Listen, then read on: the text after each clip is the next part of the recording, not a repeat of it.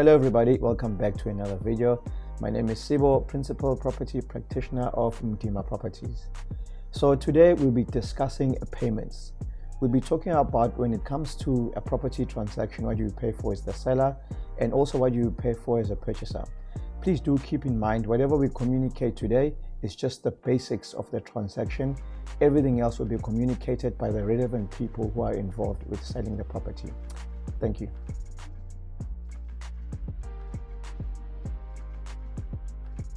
So the first payment we'll be talking about is the payments which are done by the seller.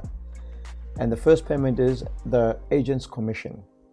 When you are selling the property, there's a percentage that needs to be paid to the agent or the agency which you utilize, and that's called agent's commission.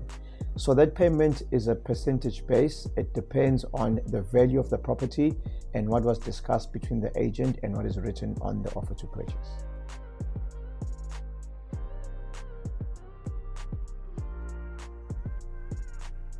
So another item that you need to pay for as the seller are bond cancellation costs. So if your property is paid up and there's no bond on the property, this doesn't apply to you. However, if your property still has a bond on it, you have to communicate with your banker to see what are the cancellation costs before even listing the property or signing the offer to purchase.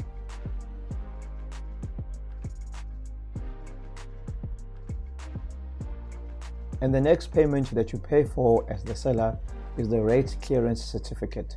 So this certificate is paid through to municipality, and it's understanding that you have to pay your rates up until the day of registration when the property goes into the new owner's name.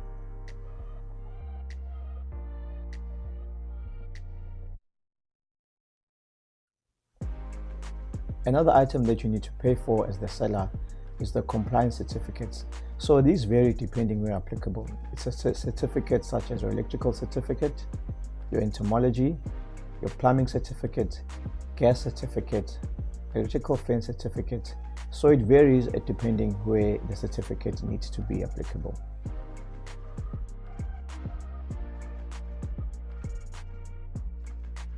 So now we are going to the next point of what do you pay for as the purchaser, also known as the buyer. The first and the most obvious one is you pay for the actual property. So as the purchaser, you pay for the purchase price, and the price will be written and confirmed on your offer to purchase.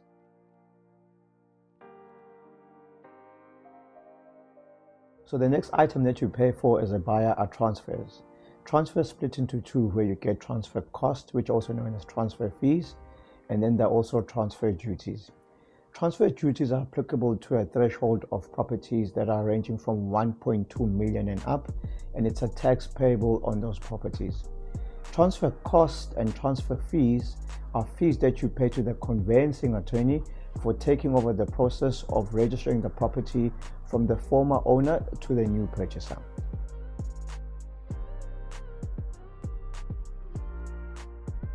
Next item that we're talking about are bond registration fees. So as a buyer, you need to pay for bond registration fees.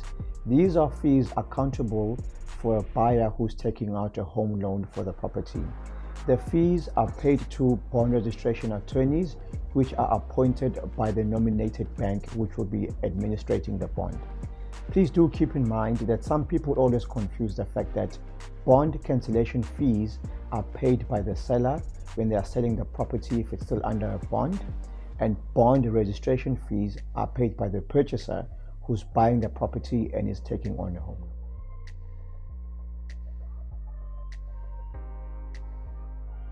Next item that we're talking about will be levy clearance certificate.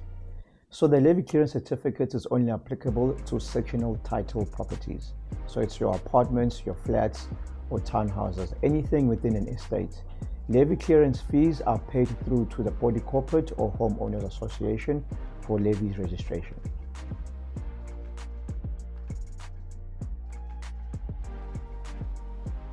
So in conclusion, please do keep in mind the items that we spoke about today were just the general basics of what you need to pay for when you're purchasing a property or when you are selling a property. Depending on the situation, whether the property is a deceased estate, whether it's a sectional title property, or a freestanding property, there'll be other variations of what you need to pay for as the purchaser or the seller of the property. So one thing you must do, which is very important, is that whenever you are buying or selling, do ask your real estate agent or the nominated conveyancer what you need to pay for between those two parties.